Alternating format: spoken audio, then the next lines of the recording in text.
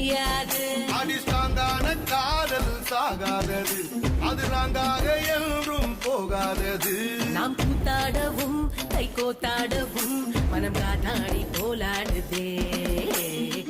60 ஆயிடுச்சு, மணிவிட முடிஞ்சிடுச்சு, ஆனாலும் லவ் ஜோடி